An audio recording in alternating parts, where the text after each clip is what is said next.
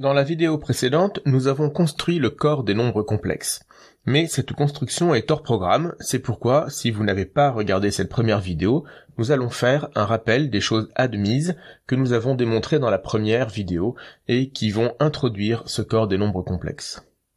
Le point de départ, c'est qu'il existe un nombre que nous allons noter petit i, pour imaginaire, tel que i au carré est égal à -1. Ce nombre n'est donc pas un réel. Nous appelons ceci un nombre complexe, et c'est un nouveau nombre que l'on rajoute à l'ensemble des réels. Grâce à ce premier nombre complexe petit i, nous pouvons définir l'ensemble de tous les nombres complexes, ou imaginaires. D'ailleurs, j'aime mieux le mot d'imaginaire qui est beaucoup plus positif que le mot de complexe. Cet ensemble des nombres imaginaires est noté C, et c'est l'ensemble de tous les nombres qui peuvent s'écrire a plus ib lorsque a et b sont deux réels. Cela signifie que si z est un nombre imaginaire, il existe deux réels petit a et petit b, tels que z soit égal à a plus ib. De plus, ces réels sont uniques. C'est pourquoi petit a est appelé la partie réelle de z, et il est noté RE de z, ce qui se lit partie réelle de z, et petit b est appelé la partie imaginaire de z, notée in de z. Alors il faut faire attention, la partie réelle et la partie imaginaire sont des réels. Bon, c'est assez intuitif pour la partie réelle, mais c'est aussi le cas de la partie imaginaire. La partie imaginaire de z, c'est bien petit b, et ça n'est pas ib. L'unicité de la partie réelle et de la partie imaginaire a pour conséquence que lorsque nous prenons deux complexes z et z', ils sont égaux si et seulement si leurs parties réelles sont égales, ainsi que leurs parties imaginaires. Si x est un réel, x peut s'écrire x égale x plus i fois 0, donc x peut être vu comme un complexe. C'est pourquoi l'on dit que l'ensemble des réels est inclus dans l'ensemble des complexes, et plus précisément, l'ensemble des réels est égal à l'ensemble de tous les complexes qui s'écrivent x plus i fois 0 lorsque x parcourt R, ce qui est aussi égal à l'ensemble de tous les complexes z pour lesquels la partie imaginaire est nulle. Ainsi, un complexe dont la partie imaginaire est nulle sera appelé un réel. De manière similaire, si nous regardons l'ensemble de tous les complexes z dont la partie réelle est nulle, c'est-à-dire l'ensemble des i fois x lorsque x parcourt R, cet ensemble est appelé ensemble des imaginaires purs et il est noté IR. Nous verrons un peu plus tard la signification et la représentation géométrique de ces deux ensembles. Enfin, cet ensemble des nombres imaginaires est muni de deux opérations, ce qu'en mathématiques nous appelons des lois. Une loi plus et une loi fois, donc une addition et un produit. Si a plus ib et a' plus ib' sont deux complexes, leur somme est définie par le complexe a plus a' plus i fois b plus b', et leur produit est défini comme étant le complexe aa' moins bb' plus i fois ab' plus a'b. Il faut remarquer que si nous prenons deux réels x et y, nous pouvons faire leur somme en tant que réels, c'est-à-dire qu'ici, nous pouvons regarder x plus y avec la loi plus dans R. Mais x en tant que complexe est égal à x plus i fois 0 et y est égal à y plus i fois 0, et cette somme de deux complexes, c'est égal à x plus y plus i fois 0 par définition, c'est-à-dire que c'est égal à x plus y. Et ici, nous avons la loi plus dans C. Donc, quand nous prenons deux réels, si nous faisons leur somme en tant que complexe ou leur somme en tant que réel, nous obtenons le même résultat. Nous disons donc que la loi, l'addition dans C prolonge l'addition de R.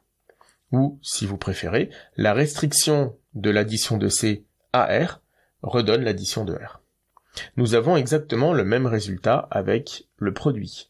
Si, toujours avec x et y dans R, si nous calculons x fois y en tant que produit de réel, alors cela devrait être égal au produit des deux complexes x plus i fois 0 fois y plus i fois 0. Si nous le développons, nous obtenons xy plus i fois 0, ce qui est aussi égal au produit de x fois y en tant que complexe. Donc là aussi, le produit dans C prolonge le produit dans R. Ces deux lois d'addition et de produit ont un certain nombre de propriétés. Elles sont toutes les deux associatives et commutatives. Alors je ne redétaille pas ici les définitions de l'associativité et de la commutativité qui figurent dans le PDF et que j'ai détaillées dans la première vidéo. La loi plus a pour neutre 0, la loi produit a pour neutre 1. Le produit est distributif par rapport à l'addition. Et puis, si nous prenons un complexe Z qui s'écrit A plus IB, alors A plus IB plus le complexe moins A moins IB est égal à 0. Ainsi, ce complexe moins A moins IB que l'on notera moins Z est l'inverse de Z pour la loi plus.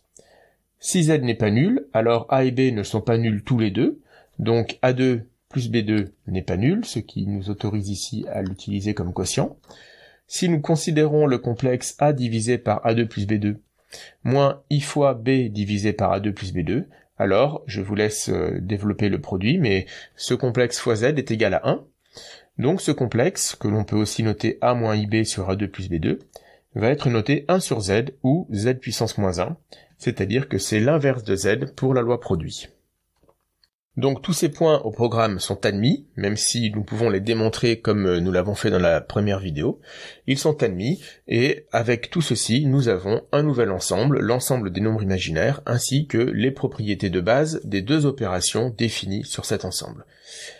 Maintenant, nous allons pouvoir passer à la suite et voir quel usage nous allons faire de ces nombres imaginaires. Passons maintenant à l'interprétation géométrique des complexes. Il existe un lien très fort entre les nombres complexes et la géométrie du plan. Ce lien est tellement fort que je pense qu'il est impossible de bien comprendre les nombres complexes sans les voir comme des objets géométriques. Un complexe Z, si nous l'écrivons A plus IB, nous voyons qu'un complexe, c'est tout simplement la donnée de deux réels, A et B. Donc, le complexe A plus IB ou le point du plan de coordonnées AB, au bout du compte, c'est la même chose. Ils sont tous les deux définis entièrement par le réel A et le réel B. De même, nous pouvons établir une correspondance entre ces deux objets et les vecteurs du plan.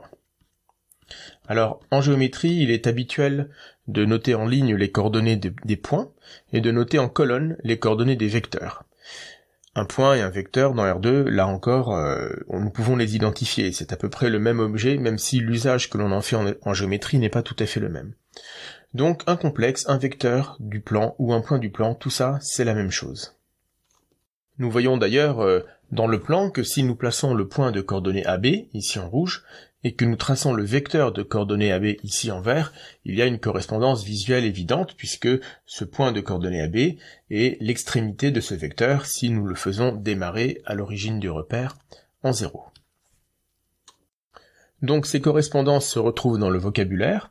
Si nous avons un point du plan de coordonnées AB, donc soit AB un point du plan, le complexe Z égale A plus IB est appelé l'affixe de ce point. C'est l'affixe du point AB. Alors attention, on dit un affixe, c'est un mot masculin. De la même manière, si nous prenons le vecteur de coordonnées AB dans le plan, son affixe est lui aussi le complexe Z égale A plus IB. Réciproquement, si Z égale A plus IB, son image est le point de coordonnées AB.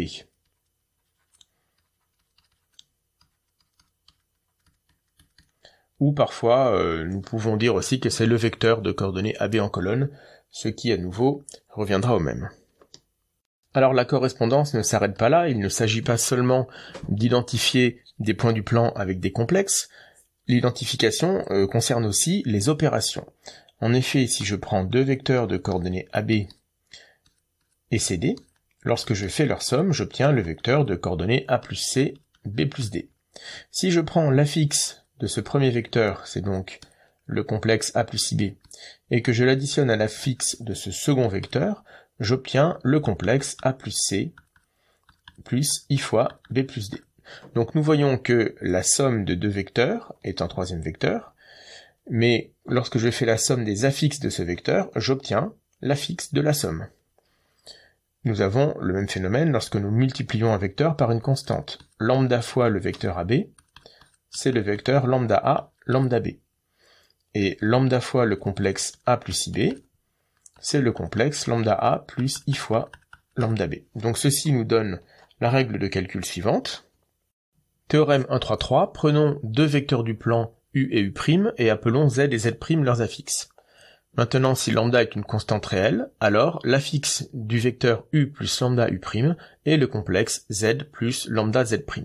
Donc tous les calculs que l'on peut faire sur des vecteurs se traduisent par des calculs sur des complexes. L'inverse est vrai aussi, puisque si nous prenons deux complexes z et z' et que leurs images vectorielles sont les vecteurs u et u', alors l'image de z plus lambda z' est le vecteur u plus lambda u'. Donc les calculs sur des complexes se traduisent aussi par des calculs géométriques. Autre règle de calcul, si nous avons deux points grand A et grand B qui ont pour affixe petit a et petit b, alors le vecteur AB a pour affixe b-a. En effet, si grand A a pour coordonnées alpha bêta et grand B a pour coordonnées gamma delta, nous savons que le vecteur AB a pour coordonnées gamma moins alpha et delta moins bêta. Or, l'affixe du vecteur AB, c'est donc le point gamma moins alpha plus i fois delta moins bêta, c'est-à-dire gamma plus i delta moins alpha plus i bêta. Le premier point est exactement l'affixe de grand B, donc c'est petit b, et le second point est l'affixe de grand A, donc c'est petit a. Pour illustrer un peu cela, nous pouvons donner la définition d'une translation. Si nous prenons un vecteur u du plan, alors je vais en tracer un quelconque ici, voilà, disons qu'ici nous avons un vecteur u dans le plan. Alors nous appelons translation de vecteur u l'application qui a un point du plan en associé à un autre de la manière suivante.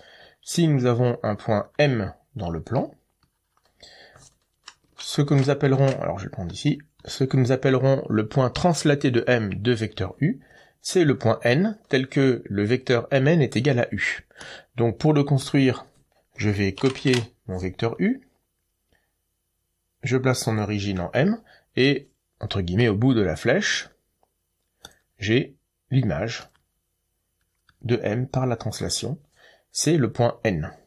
Donc entre M et N, j'ai le vecteur u. Donc l'application qui a M associe N est appelée translation de vecteur u.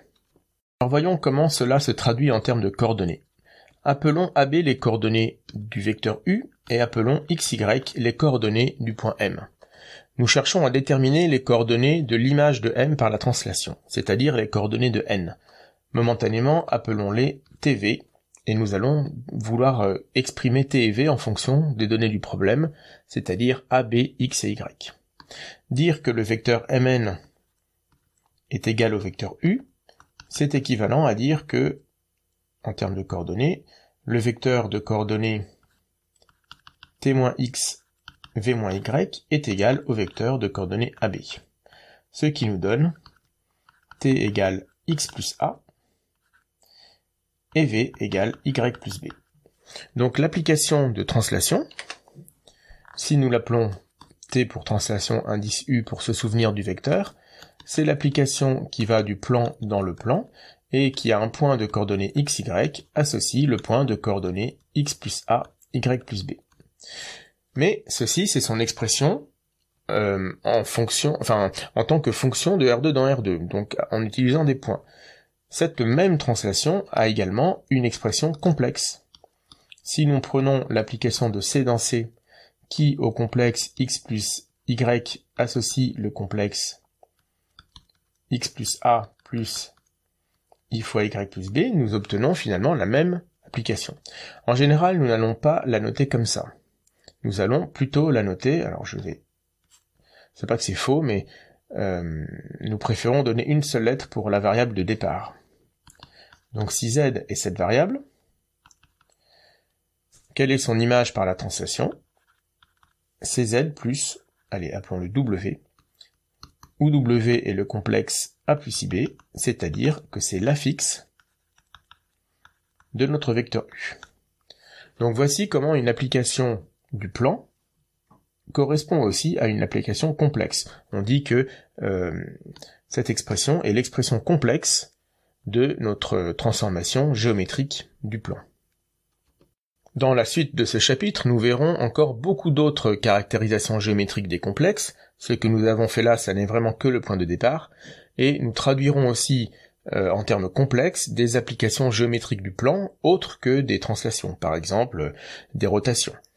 Mais en tout cas, vous voyez déjà avec cela que on peut transformer des problèmes de géométrie en des problèmes sur des complexes. Essentiellement, toute la partie calcul qui n'est pas forcément pratique à faire avec des objets géométriques peut être transférée sur des calculs complexes. Alors faisons un exemple tout simple.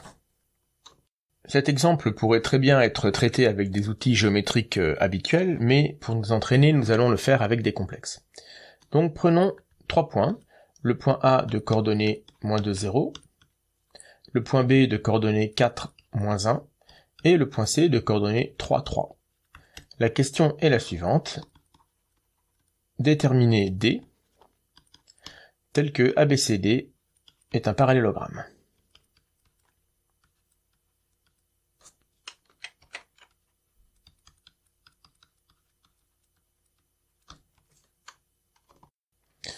Donc pour mieux visualiser les choses, traçons un repère avec nos deux vecteurs de base, donc 1, 0 et 0, 1, et plaçons dans ces repères nos 3 points ABC. Donc 1 de coordonnées -2, A de coordonnées -2, 0, B de coordonnées 4, -1, et C de coordonnées 3, 3.